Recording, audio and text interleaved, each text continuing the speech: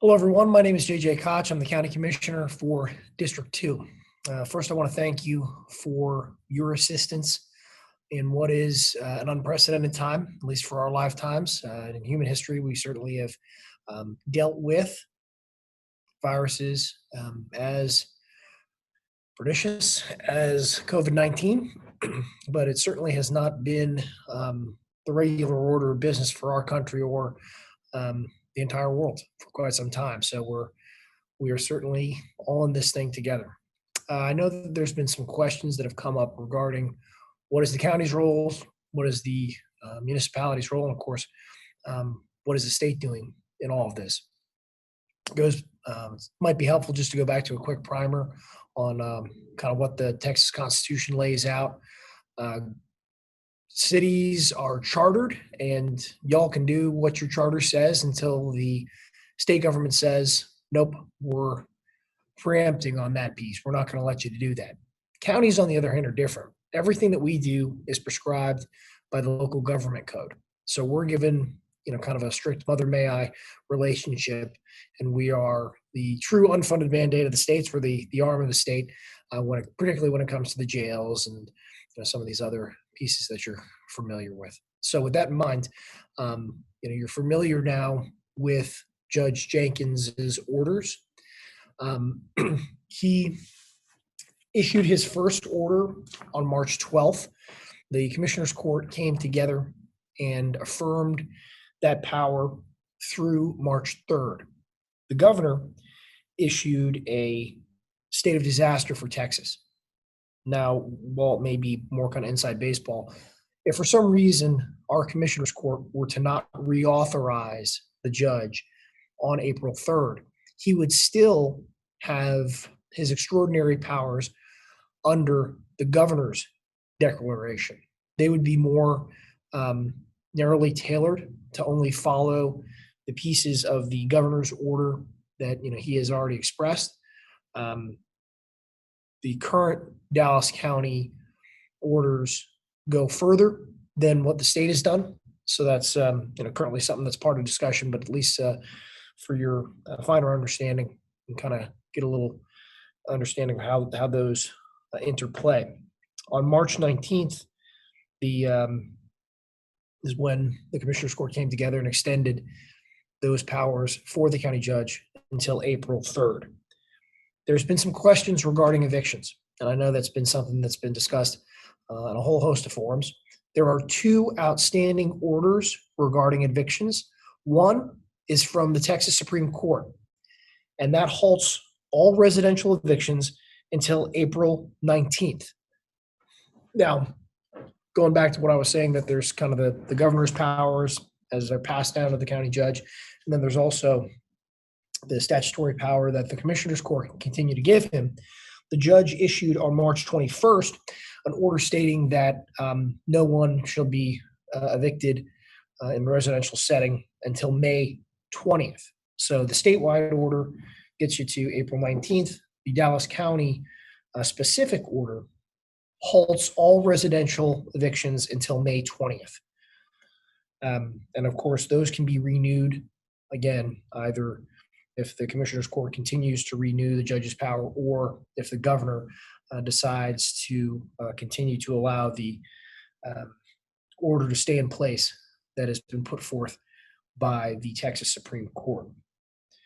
So some other pieces that folks have been concerned about, and a big piece of concern for a lot of folks, is testing. Once we have good testing online, we should be able to then track our cases, but also begin to properly give people care. Many of you are aware that there are two drive-through testing spots. One of them is at Ellis Fieldhouse, closer to South Dallas, and the other is at the American Airlines Center. Those two testing sites have a pretty strict criteria. Certain symptoms need to be in place, including that over 99.6 fever, and you have to be part of certain categories, certain types of essential workers, or in certain vulnerable groups. Both of those locations have 250 tests. They have been running out. They are not currently running those tests. Today is the 28th. Those two drive-through centers were closed down today for the entirety of the day because of the storms and also to replenish some of the testing supplies. Parkland Hospital also has testing, but that is by appointment only. Typically, folks will go to their primary care physician and be able to coordinate that. There is some coordination directly through Parkland when you call those folks. Another area that sadly, that the county is having to step up on is enforcement regarding domestic violence related issues. More folks are staying home, and in this highly stressful time, unfortunately, some of our male citizens are not stepping up to the challenge appropriately. Childhelp.org is resources for parents and children to protect our most precious and vulnerable citizens. The Texas Abuse Hotline at 1-800-252-5400 is an important resource to get people to shelters that are close by. Going to a shelter during this time of shelter in place is an extremely difficult task, and is certainly one that needs to be well planned out on the part of those that are escaping danger. Continue to use 211 and 311. 211 is more for finding community resources. So when you do have these questions, someone forgets the number to call, someone needs to be put in touch with either a shelter or food, 211 is there. And use 311 for reporting violations regarding the social distancing, or if non-essential businesses are operating. I think as many people are starting to quickly understand, there are not enough law enforcement resources throughout Dallas County. I mean, there's some municipalities that have excellent, including Farmers Branch, have excellent police forces, but they were kept busy under normal times. In these extraordinary times, they're certainly going to need some help from our responsible citizenry to report folks that are out of line or way out of line. Breaking up gatherings is going to be critical if we're going to flatten the curve.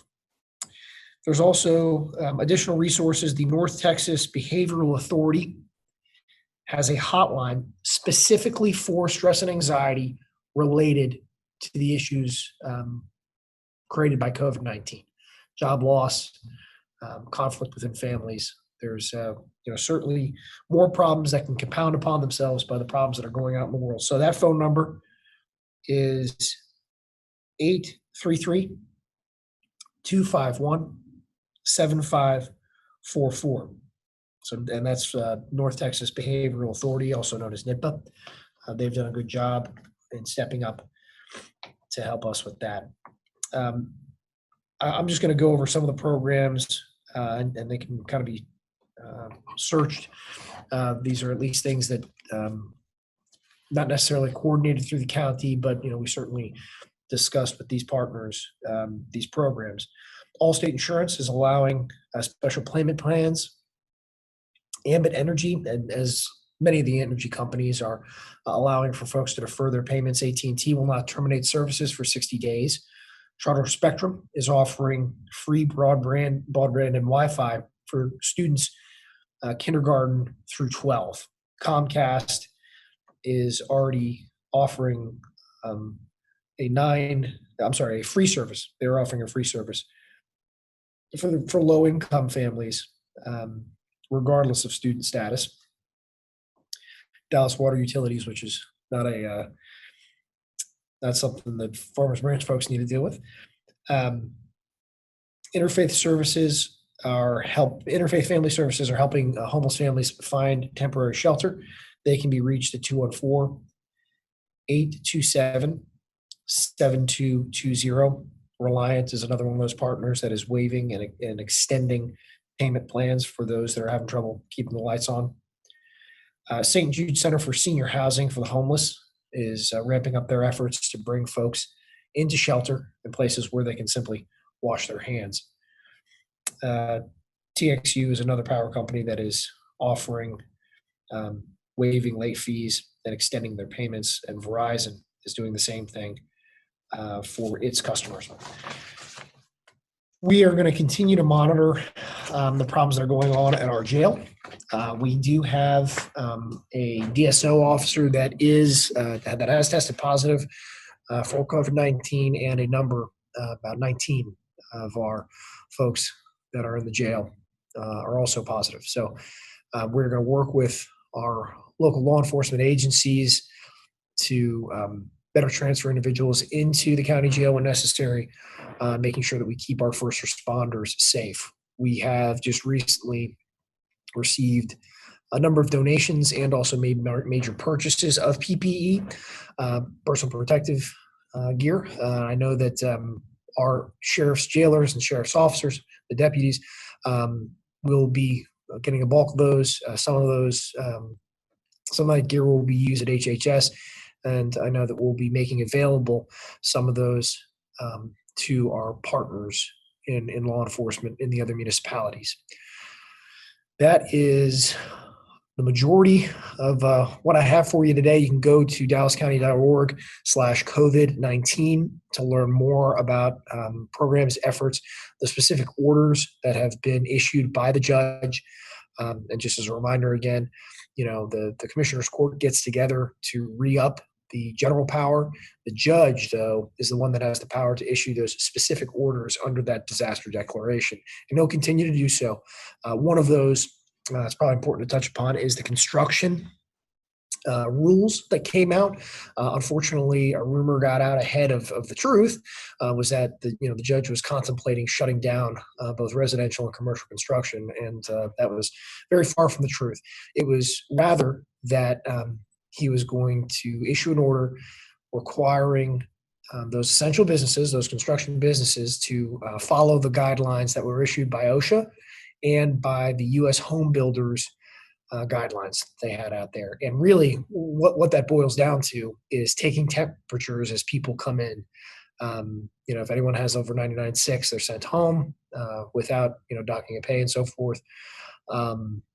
Making sure that they have either wash basins or have enough toilet facilities available for folks. This largely came on the heels of the discovery of an individual that tested positive for COVID-19 that was working out on the new Ranger Stadium and exposed a number of folks on a construction site. So we're just going to make sure that our essential businesses are doing what they need to do to keep open. That's probably the next level danger. I mean, the first level danger that we face, of course, was we're shutting down these quote unquote non-essential businesses. The economic damage was going to be and has been tremendously devastating to our local economy, and it's going to be something that we're digging out, if not for the entirety of this next year, well into 2021. The last thing we need is, while keeping our essential businesses open, if they're not, following the best practices, that here we are making all these sacrifices to bend the curve, flatten the curve, and if they're not keeping their eye on the ball, they're going to continue to spread the virus and end up undermining all of our larger efforts. So really that's the take home, particularly because, we know how construction is. Sometimes these guys are a little fast and loose. We need everyone who's in an essential business that has people coming into the office to make sure that they are really, being the hall monitors, making sure that people are practicing social distancing and taking people's temperatures on the way in. And I think the best way to say that is, if you want to look at the success of Taiwan and South Korea, taking temperatures has been one of the ways they've had a lot of success. They're good at social distancing. They just, they've done a great job of that. They lock down things quickly, but they've been taking temperatures where anyone goes. And that is fortunately one of the bright line leading indicators of someone who's infected, is that they, before they have the major fever break, the temperature does rise, and there's 1 or 2 days before they become highly symptomatic and really, do a good job of pumping the virus out for everyone to unfortunately experience. So I think it's incumbent upon us in government that we are taking temperatures of our essential employees. We're making sure that, we are those good employers that make sure that, everyone that can be home is home. Everyone else is 6 feet apart. in that, we are taking temperatures. That's really going to be one of those things, one of those simple things, wash your hands, don't touch your face. And when it comes to building protocols around taking people's temperatures, we're going to be able to fight off a lot of this with those good practices. I look forward to any other questions you may have. I'm happy to return and come back on video on another day. I'm always available by email, jj.koch@dallascounty.org. Stay strong on this thing. Make sure to just keep reminding people that, if we do those things we're supposed to do and we get to that flattened curve as quickly as possible, we're going to be able to return and recuperate our economy as quickly as possible. So thank you for all the hard work that you're doing, and I look forward to talking to you soon.